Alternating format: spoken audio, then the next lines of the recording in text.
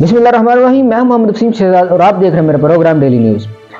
دوستو، شیر واپس آ گیا پنجاب میں، اور پنجاب میں نون لیگ کی امیدوار نامزد امیدوار وزیر اعلیٰ پنجاب مریم نواز وزیر اعلیٰ منتخب ہوگی۔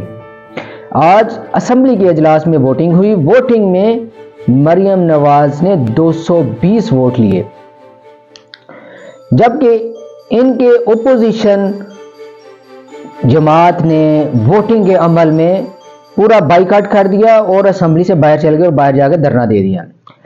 محترمہ مریم نواز نے حلف لینے کے لیے گورنر پنجاب آئی، اور وہاں پہ بلیغ الرحمان گورنر پنجاب بلیغ الرحمان نے ان سے حلف لیا، اور وہاں پر لیگی قیادت بھی موجود تھی، جہاں پر قائد مسلم لیگ نون نواز شریف اور صدر مسلم لیگ نون میاں شہباز شریف بھی وہاں پہ موجود تھے۔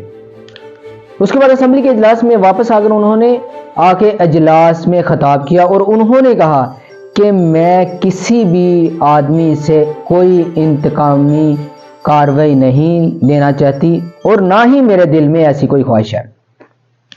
انہوں نے مزید کہا کہ ہم نے صحت کارڈ بحال کر دیا ہے، اور اس کے ساتھ ایئر ایمبولینس کا بھی سروس مہیا کرنے کا بھی اعلان کیا۔ اس کے ساتھ انہوں نے یہ بھی کہا کہ ہم نے ہیلتھ کارڈ بھی بحال کر دیا ہے۔